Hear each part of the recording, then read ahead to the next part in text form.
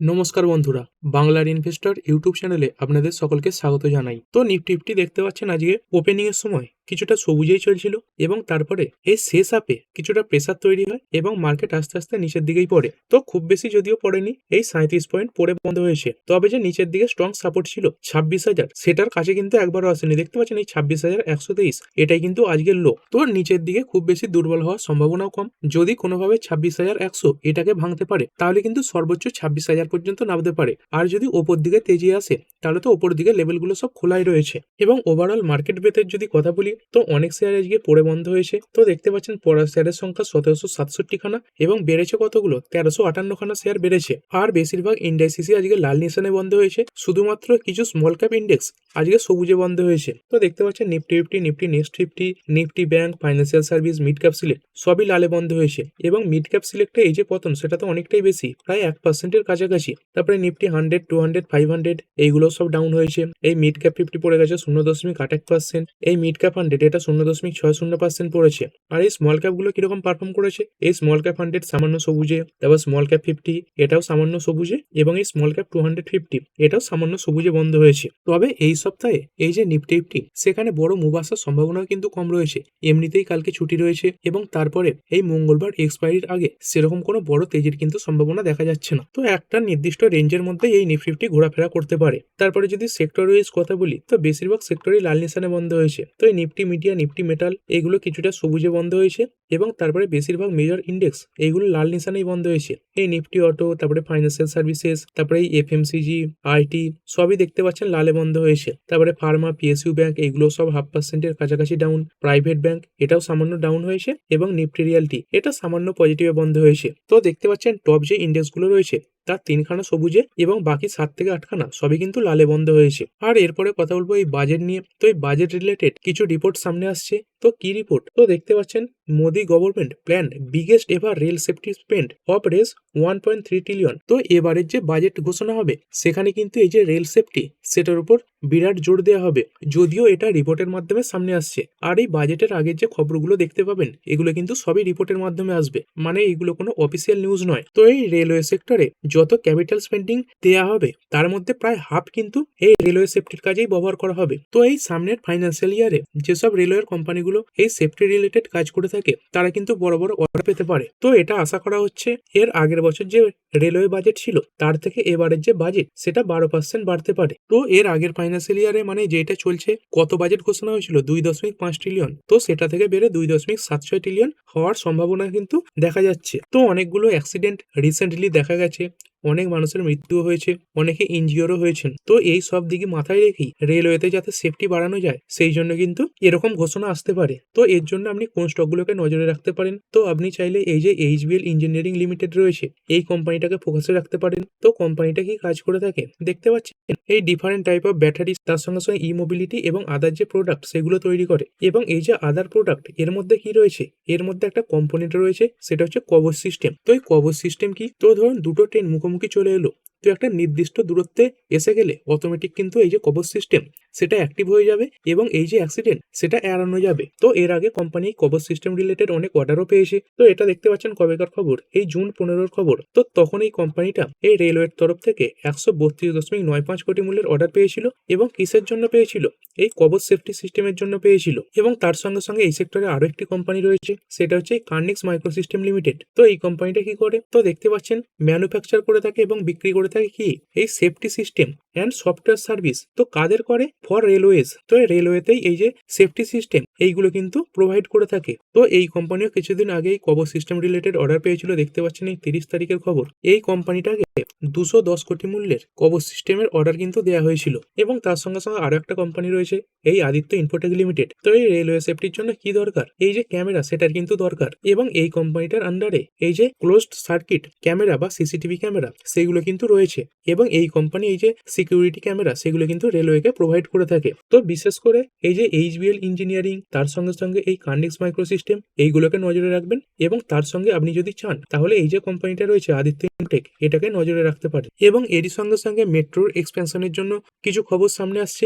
তো কি খবর? তো দেখতে পাচ্ছেন cabinet approves Delhi metro expansion. তো কি করা হবে? 13খানা নতুন স্টেশন কিন্তু তৈরি করা হবে। তো পরবর্তী 3 বছরের মধ্যেই আরো নতুন 13খানা মেট্রো স্টেশন কিন্তু দেখা যেতে পারে। তো এটা কোথায় হবে?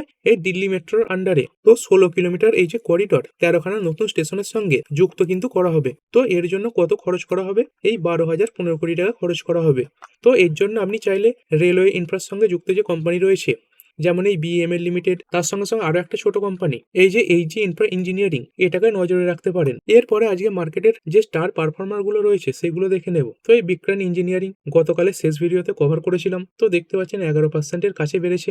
তো কি খবর ছিল? তো এই কোম্পানিটা গতকাল 2035 কোটি মূল্যের অর্ডার পেয়েছিল। আর গতকাল কোম্পানির মার্কেট ক্যাপ কত ছিল? এই 2200 কোটির কাছাকাছি। তো সেই হিসাবে অনেক বড় অর্ডার এই কোম্পানি পেয়েছে এবং তারপরে স্টকটা আজকে ভালো পরিমাণে বেড়েওছে। তারপরে এই জেবিএম অটো লিমিটেড, এটাও 10% এর কাছাকাছি বেড়েছে। তো কি খবর আসছে? তো এই কোম্পানিতে কিছু ব্লক ডিল হয়েছে, সেরকম তথ্যই কিন্তু সামনে আসছে। তো দেখতে পাচ্ছেন JBM auto source on block deal at premium, মানে মার্কেট প্রাইসের থেকে বেশি দামে এই যে ব্লক ডিল সেটা হয়েছে এবং তার সঙ্গে সঙ্গে হেভি ভলিউমও জেনারেট হয়েছে। তো যদি কোম্পানির ভলিউম দেখি, তো দেখতে পাচ্ছেন এর আগে কত শেয়ার ট্রেড হয়েছিল? এই 2,57,000, 2,64,000 এবং আজকের দিনে এই কোম্পানিতে প্রায় 3.5 কোটির উপরে শেয়ার ট্রেড হয়ে গেছে। তো কোনো ব্লক ডিলে অনেক বড় পরিমাণে শেয়ার কিন্তু হাত বদল করা হয়েছে। তারপরে এই মনপ্পুরম ফাইন্যান্স, তার সঙ্গে সঙ্গে আইআইএফএল ফাইন্যান্স, এগুলোতে তেজি দেখা যাচ্ছে। তো 7%, 5% এরকম করে করে বেড়েছে। তো কি কারণে? কারণ এই যে গোল্ডের দাম সেটা একদম রেকর্ড হাই পৌঁছে গেছে। তো যদি গোল্ডের কথা বলি, দেখতে পাচ্ছেন 1,40,380 পৌঁছে গেছে। তো এই কোম্পানিগুলোর কাজ কি? এই কোম্পানিগুলোর কাজই হচ্ছে এই সোনা নিয়ে এই যে ঋণ সেটা দিয়ে থাকা। তো এই সোনার দাম বেড়ে গেলে কি হবে? মানুষ এই লোন নেওয়ার ক্ষেত্রে এই যে সোনা সেটাকে কিন্তু প্রেফার করবে। তো সেই কারণে স্টকগুলো বেড়েছে এবং তারই সঙ্গে সঙ্গে রূপো এবং এই যে কপার রয়েছে এরও দাম বাড়ছে। তো এই রূপো এটা তো শুধুমাত্র জুয়েলারি হিসেবে ব্যবহার হয় না, বিভিন্ন যে ইন্ডাস্ট্রি সেখানেও ব্যবহার হয়। তার সঙ্গে সঙ্গে এই যে কপার, এরও তো ব্যাপক ব্যবহার রয়েছে। এই যে ইভি সেগমেন্টে, তার সঙ্গে সঙ্গে বিভিন্ন যে কেবিল তৈরি হচ্ছে সেই সেগমেন্টে এই যে কপার, তার কিন্তু বিরাট ভূমিকা রয়েছে। তো এই কারণে যদি দেখেন যে সমস্ত কোম্পানিগুলো সিলভার এবং তার সঙ্গে সঙ্গে কপার এইগুলোর সঙ্গে রিলেটেড, সেগুলোতেও কিন্তু তেজি দেখা যাচ্ছে। তো সেরকমই কিছু কোম্পানি দেখতে পাচ্ছেন, হিন্দুস্তান কপার 6.66% বেড়েছে। তারপরে হিন্ডালকো ইন্ডাস্ট্রিজ, এটাও সামান্য সবুজে বন্ধ হয়েছে। তবে শুরুতে এই যে তেজি, এটা অনেকটাই বেশি ছিল, প্রায় 2 থেকে 3% কাছাকাছি বেড়েছিল। তারপরে হিন্দুস্তান জিঙ্ক, এটাও 2.5% উপরে বাড়া। আর এই কপারের প্রাইস কি জন্য বেড়েছে? কারণ গতকাল আমেরিকার যে জিডিপির ডেটা সেটা সামনে এসেছে এবং খুবই স্ট্রং ডেটা এসেছিল। তো এই মার্কেটে এই কপার রিলেটেড, তার সঙ্গে সঙ্গে সিলভার রিলেটেড, তার সঙ্গে সঙ্গে এই যে গোল্ড রিলেটেড অনেক স্টক রয়েছে। তো আপনি যদি স্টক বাছাই না করতে পারেন, কি করবেন? তো সোজাসুজি এই গোল্ড, সিলভার এইগুলো যে ইটিএফ রয়েছে সেগুলো কিন্তু বিবেচনা করতে পারেন। তো এই ইটিএফ এ কি হয়? অনেক রকম কোম্পানি কিন্তু থাকে। মানে আপনি ধরুন গোল্ড ইটিএফ সিলেক্ট করলেন, তো সেখানে কিন্তু এই গোল্ড রিলেটেড অনেক কোম্পানি থাকবে। আবার ধরুন সিলভার ইটিএফ সিলেক্ট করলেন, সেখানে কিন্তু এই সিলভার রিলেটেড অনেক কোম্পানি থাকে। তো আপনাকে এখানে হেডেকও কিন্তু নিতে হয় না। তো এই সময় করে যখন দেখবেন এই গোল্ডের স্টকগুলো বাড়ছে, তার সঙ্গে সঙ্গে এই সিলভারের স্টকগুলো বাড়ছে, তখন কিন্তু এদের যে ইটিএফ রয়েছে সেইগুলোও বাড়ে। তো এই ইটিএফ কোথায় খুঁজে পাবেন? আপনি যে ব্রোকার ইউজ করেন, তো সেখানে ইটিএফ লিখে সার্চ করলে বিভিন্ন ইটিএফ কিন্তু পেয়ে যাবেন। তারপরে একটি কোম্পানি ভারত ডাইনামিক্স লিমিটেড, তো 3.30% বেড়েছে। তো এই কোম্পানিটা কি কাজ করে থাকে? এই কোম্পানি বিশেষ করে যে মিসাইল সিস্টেম সেগুলো তৈরি করে থাকে। তো কোম্পানির লোগোতেই এটা দেখতে পেয়ে যাবেন, মিসাইলের চিহ্ন দেওয়া রয়েছে। তো কি খবর আসছে? তো কোম্পানির একটা মিসাইল রয়েছে এই আকাশ এনজি সিস্টেম, এটা কিন্তু এই ট্রায়ালে সফল হয়ে গেছে। তো সেই কারণে স্টকে আজকে তেজি ছিল। তারপরে জিকে এনার্জি লিমিটেড, এটাও 3% উপরে বাড়লো। তো এই কোম্পানি এই ওয়াটার পাম্প রিলেটেড অর্ডার পেয়েছে এবং মহারাষ্ট্র থেকে পেয়েছে। তো এই অর্ডারে কোম্পানি কি করবে? এই 10,000 খানা সোলার যে ওয়াটার পাম্প সেগুলো তৈরি করবে। আর এই অর্ডারের ভ্যালু কত? 276 কোটি টাকা। তো বর্তমানে দেখতে পাচ্ছেন যে সমস্ত কোম্পানি এই ওয়াটার পাম্পের সঙ্গে যুক্ত রয়েছে, মানে সোলার ওয়াটার পাম্প, সেইগুলো কিন্তু একের পর এক বড় অর্ডার পেয়ে যাচ্ছে। তো এটাও কিন্তু একটা আপকামিং গুরুত্বপূর্ণ সেক্টর হতে চলেছে। তারপরে জিএমডিসি, এটা 3.58%, টিটিএমএল 2.66% এবং অ্যাপোলো হসপিটাল, এটা 1.46% বেড়েছে। এবং এই যে অ্যাপোলো হসপিটাল বেড়েছে, এর পেছনে একটা ছোট খবরও আসছে। তো কি খবর আসছে? তো দেখতে পাচ্ছেন এই যে এনএসি রয়েছে বা এই এক্সচেঞ্জটা, তারা কোম্পানির এই যে ফার্মাসি ডিমার্জারের প্ল্যানটা সেখানে অ্যাপ্রুভাল দিয়ে দিয়েছে। তো এই ডিমার্জারের খবরের পরেই এই স্টকে তেজি এসেছে। তারপরের কোম্পানি ওয়েবসোল এনার্জি সিস্টেম লিমিটেড, 9% উপরে বাড়া। তো কোম্পানির ওপর একটা 73 কোটি টাকার ট্যাক্স নোটিশ ছিল, তো সেই যে ট্যাক্সের নোটিশটা সেটা সরেছে। তো এর ফলে কোম্পানির যে কন্টিনজেন্ট লায়াবিলিটিস সেটা কমলো, তো সেই খবরে বেড়েছে। এবং তার সঙ্গে সঙ্গে এই যে ভাটে কোয়াব্যাক, এটাকেও নজরে রাখতে পারেন। তো কি খবর সামনে আসছে? তো এই কোম্পানিটা দেখতে পাচ্ছেন একটা লোয়েস্ট বিডার হিসাবে কিছু প্রজেক্ট পেয়ে গেছে।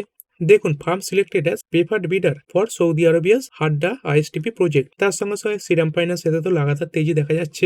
যবে থেকেই জাপানের এমইউএফজি ব্যাংক এই স্টেক কিনবে বলেছে তবে থেকেই তেজি আসছে। তো মোটামুটি এরকমই মনে হচ্ছে যতক্ষণ না মার্কেট ক্যাপ এটাই 2 লাখ কোটিতে পৌঁছচ্ছে ততক্ষণ কিন্তু এই যে র্যালি সেটা জারি থাকবে। এবং এই স্টকে যে বাইং আসছে সেগুলোও দেখতে পাচ্ছেন বড় বড় ভলিউমের সঙ্গে কিন্তু আসছে। এবং এই যে টেকনিক্যাল সেটাও কিন্তু খুবই স্ট্রং মনে হচ্ছে। তো হতে পারে আর একখানা দুখানা ট্রেডিং সেশনের মধ্যে এই যে স্টক সেটা কিন্তু 4 ডিজিটে পৌঁছে যাবে। তারপরে রিলায়েন্স পাওয়ার লিমিটেড এতে সাডেন র্যালি এসেছে, তো পড়েও ছিল অনেকটা, তো হঠাৎ করেই প্রায় 5% বেড়েছে। আর এরপরে যদি পড়া শেয়ারগুলোর ব্যাপারে কথা বলি তো অনেক শেয়ারই তো আজকে পড়েছে। তার মধ্যে যদি কিছু স্টক দেখি মানে যেগুলো টপ লুজার, এই কাজারিয়া সেরামিক 4%-এর ওপরে ডাউন, নবীন ফ্লোরিন 3% পড়েছে, তারপরে এইচএফসিএল এটাও 3% ডাউন হয়েছে, তারপরে গোদাবরী পাওয়ার, Coforge, doctor Reddy lab, এমকিউর Pharma এগুলোতেও 1 থেকে 2%-এর কাছাকাছি ডাউনফল দেখা গেছে। এরপরে রিসেন্টলি লিস্টেড যে আইপিও গুলো সেগুলো কিরকম পারফর্ম করেছে, তো যদি কথা বলি আইসিআইসিআই প্রু অ্যাসেট ম্যানেজমেন্টের যে আইপিওটা সেটা আজকে সামান্য ভালো পারফর্ম করেছে। এটা রিসেন্টলি মার্কেটে লিস্ট হয়েছিল, তো আজকে 1%-এর উপরে বাড়া।